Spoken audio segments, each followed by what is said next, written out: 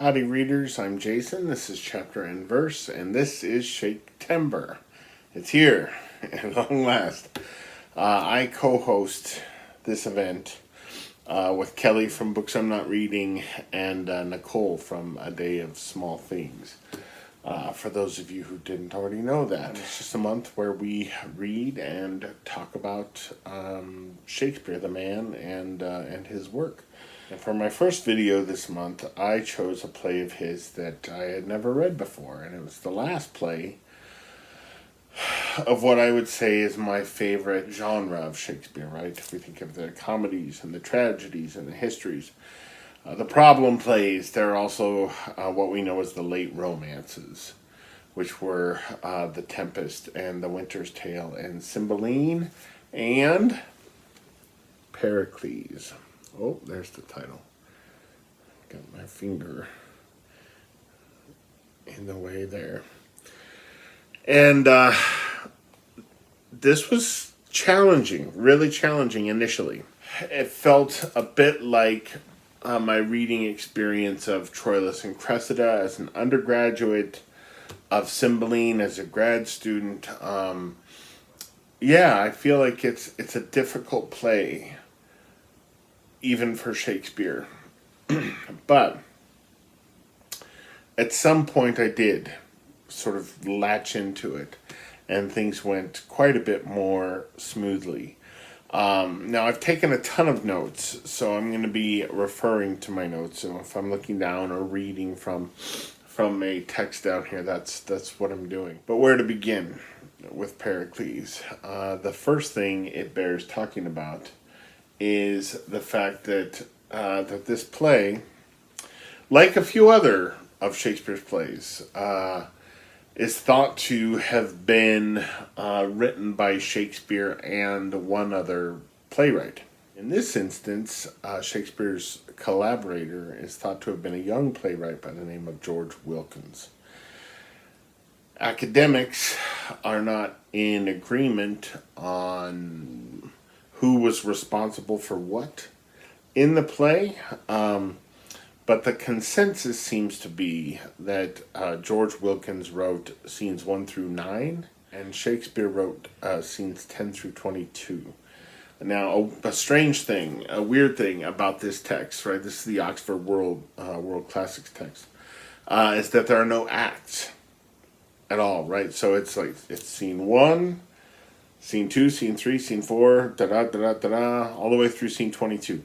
There are no acts. And the reason for that is, we see on the back, it says, the only single volume modern spelling edition, both to offer a reconstruction of the original play and to reproduce the corrupt quarto text of 1609 exactly as first printed. And it's in here, right? A kind of, almost a kind of facsimile of that quarto text, and in that quarto text where Pericles first appeared in print, there were no acts. So that's why they chose to do it this way, which made reading the play more difficult, right? Because it's like when you read one of those novels where there are no there's no white space. There are no chapters, right? It's just a big brick of text, and this felt like a Shakespeare play version of that. So here's the thing, okay? I personally don't get the feeling necessarily that roughly the first half was written by Wilkins and roughly the second half by Shakespeare. It feels to me more like a true collaboration between two people, right? So if we think about the fact, so like I said, Pericles was written in 1608. Our first evidence of a play by George Wilkins is from 1607. Okay, so to say the least, Wilkins was kind of wet behind the ears as a dramatist, whereas by this point in Shakespeare's career, he had written the bulk of his body of work. And so Pericles, to me, feels more like the result of a kind of mentor/apprentice relationship, or collaboration. So in the introduction to this edition, It says the possibility that Wilkins might have contributed to the second largely Shakespearean half of the play is also suggested by a computerized test developed by Jackson that I have not mentioned so far, right? So this is the person writing the introduction. Jackson, yeah, don't ask me who Jackson is off the top of my head. The Chadwick Healy Electronic Database Literature Online, quote, enables scholars to search virtually the whole corpus of early modern English drama. And Jackson shows how it can be used to isolate and identify recurrent turns of phrase and verbal collocations characteristic of the usage of individual dramatists. By subjecting the quarto text of Pericles, Wilkins's The Miseries of Enforced Marriage, right, that first play of his, and The Tempest to this scrutiny, Jackson establishes that scenes 1 through 9, right, the Wilkins section, have 304 linkages with Wilkins, 102 with Shakespeare, giving percentages of 75 for Wilkins and 25% for Shakespeare. Whereas scenes 10 through 22 have 177 linkages with Wilkins, 274 with Shakespeare, giving percentages of 39 with Wilkins and 61 with Shakespeare. That tells me that Shakespeare had his hands in the whole thing, right? And that Wilkins had his hands in the whole thing. I can just see these two in a room together, right, hashing out the scenes and thinking when to borrow something from Shakespeare's earlier work, right? So one of the things that I took note of is that in Pericles, right, scene 2, lines 43 to 44, you have Helicanus, right, who is very much like a Kent figure, Kent from King Lear. We have Helicanus saying this: they do abuse the king that flatter him, for flattery is the bellows blows up sin.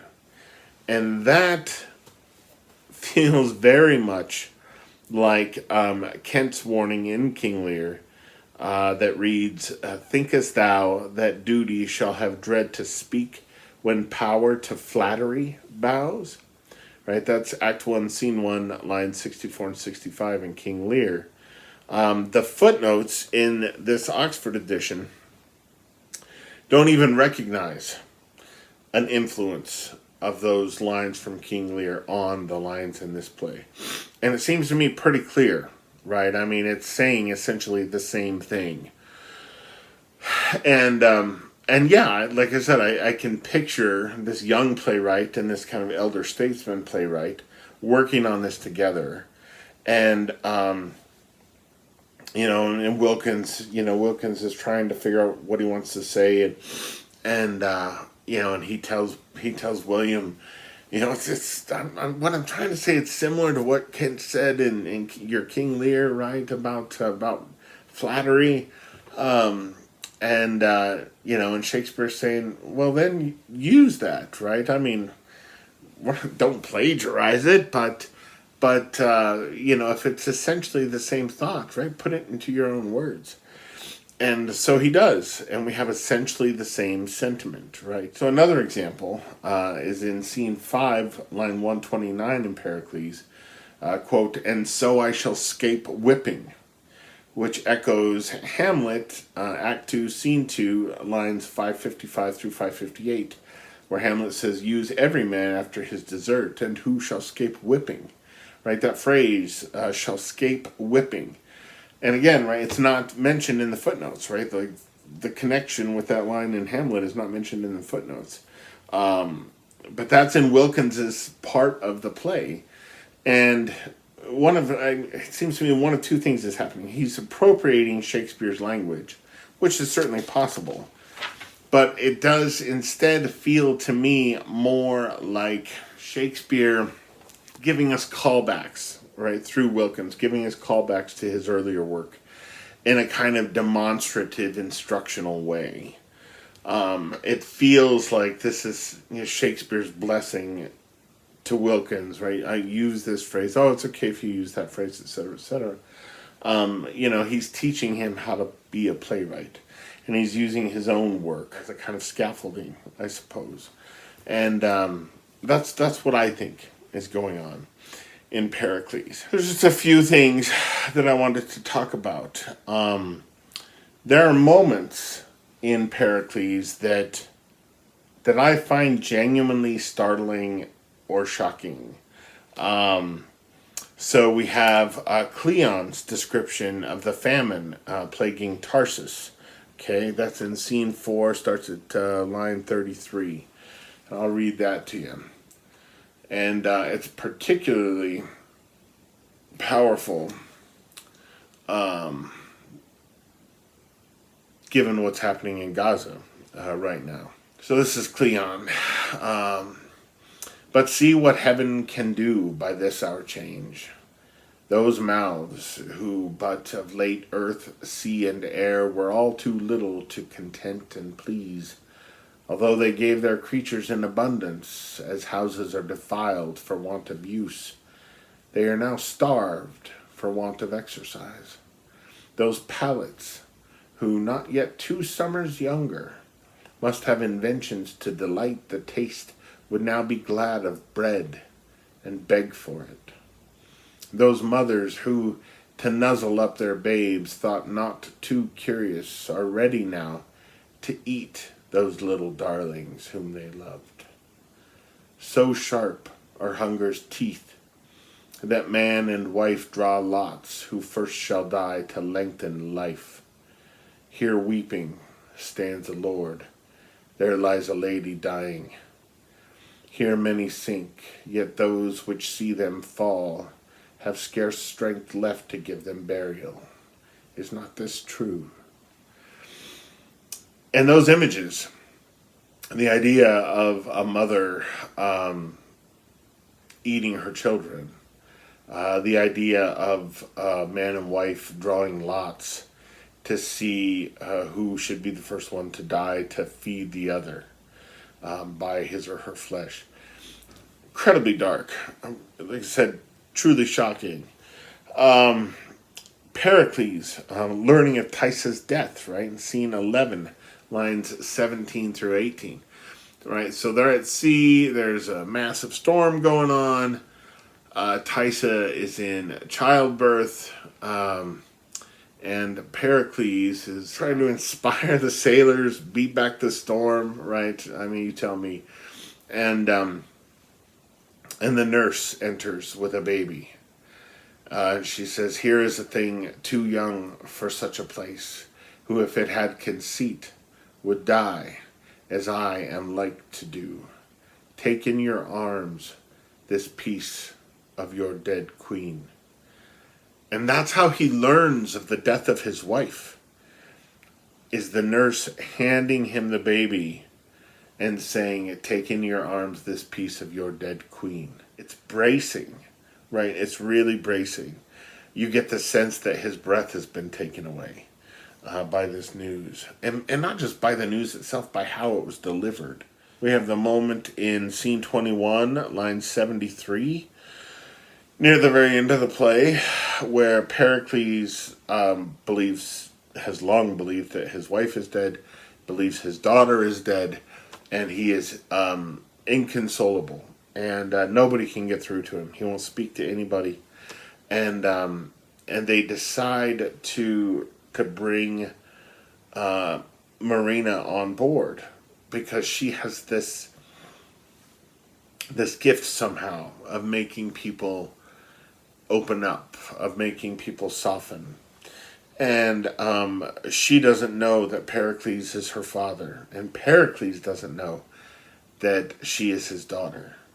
And in her trying to kind of get through his defenses at one point, he strikes her. And it feels kind of stunning, right? Like a slap would. Yeah, and the fact that there is so much of that sudden violence, or descriptions of really harrowing scenes, like the famine, that, it's powerful stuff.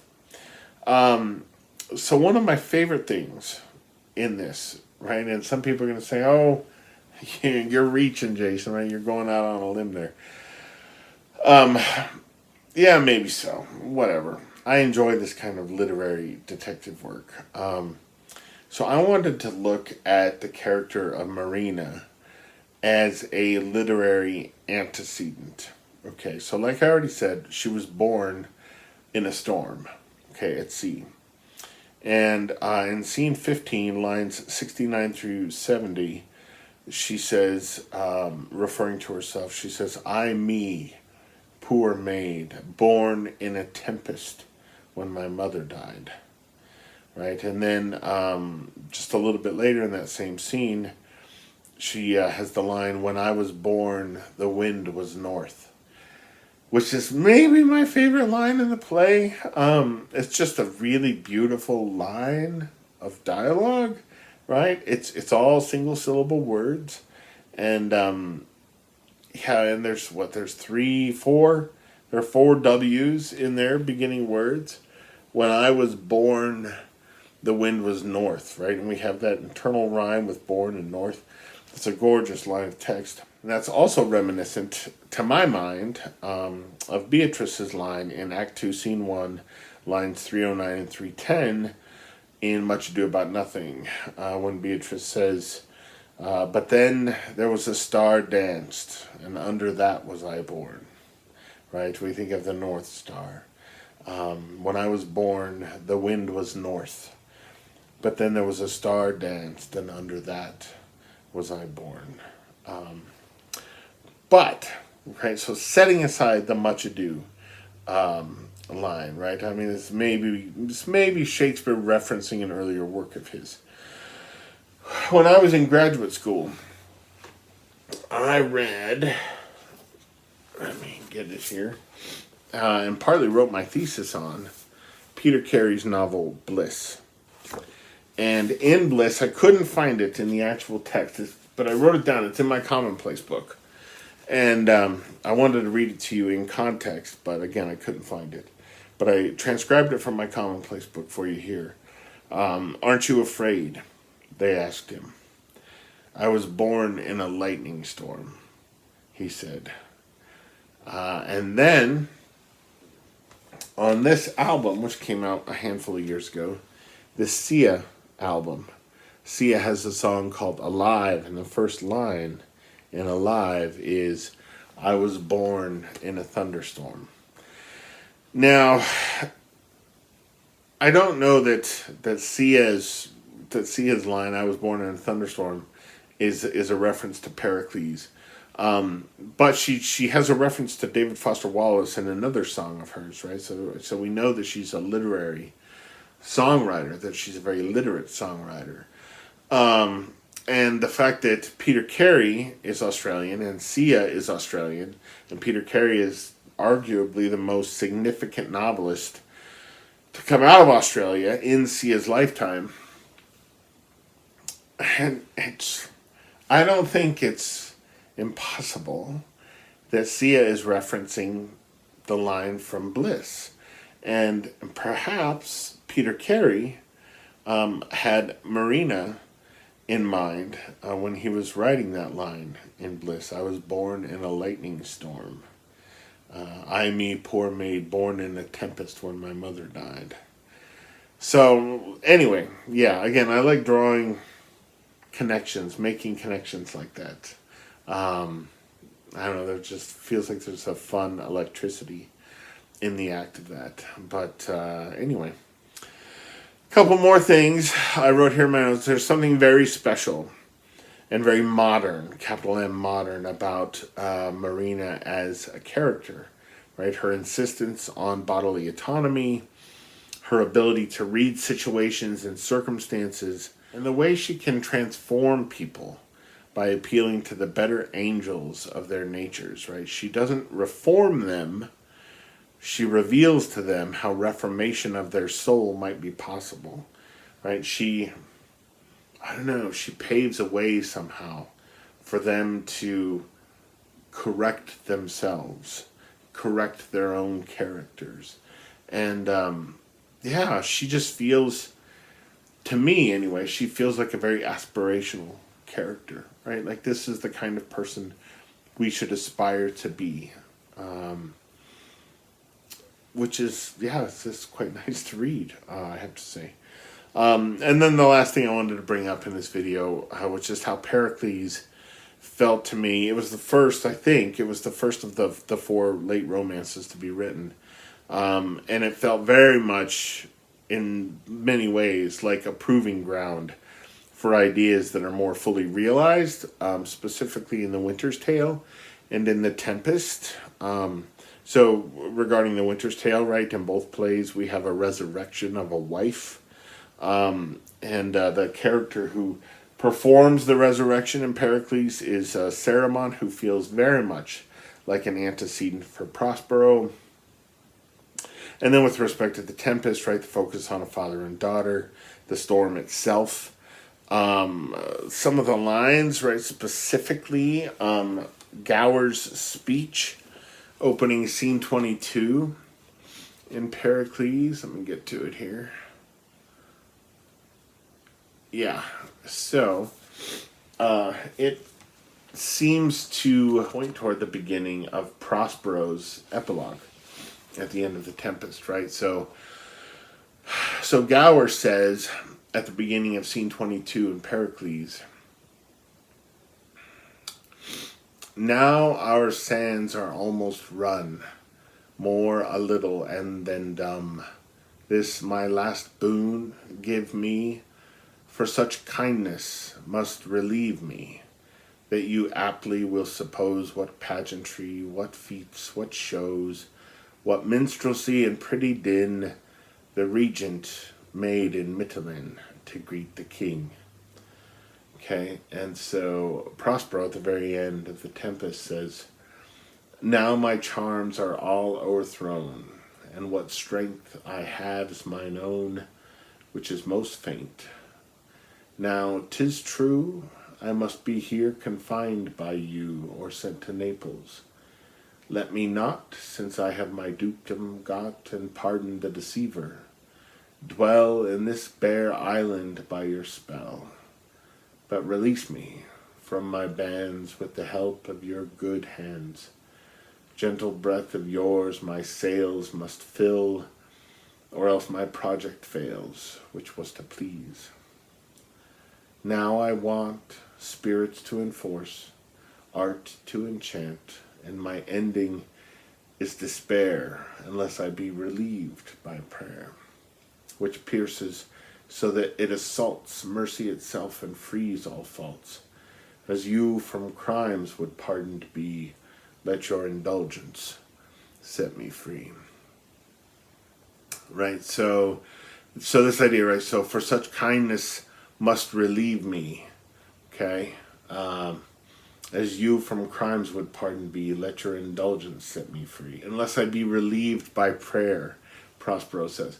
But the thing that strikes me the most, now the editor talks a little bit about this in the footnotes in Pericles, but what strikes me most is the first line in Gower's speech and in Prospero's speech. "Now our sands are almost run. Now my charms are all o'erthrown." They're almost identical, right? The structure of them is identical. The sound is identical. The beginnings of them are identical.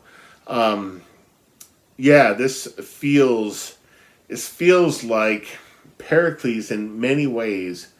It feels like a blueprint for The Tempest, or a template for The Tempest, a Tempest template, if you will.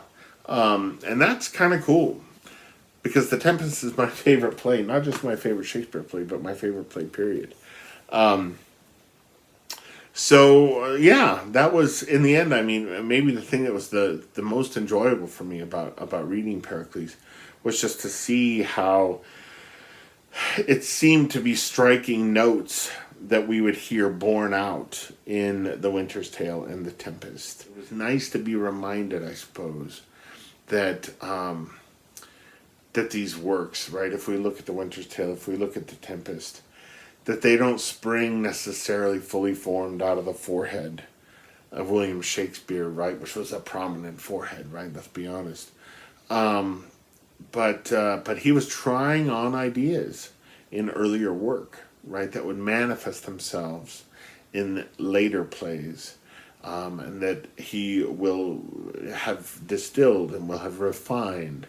And yeah, it's cool to read an earlier work, and to see the bones of those later masterpieces in this play that he was writing with a young up and coming playwright. So it feels good to have read all the late romances now. But if you read Pericles, leave a comment below. Let me know your thoughts on the play. I'll be back here in a couple of weeks with a video on As You Like It. But there it is, Pericles. Again, let me know what you think, and I will see you guys again very soon. Adios.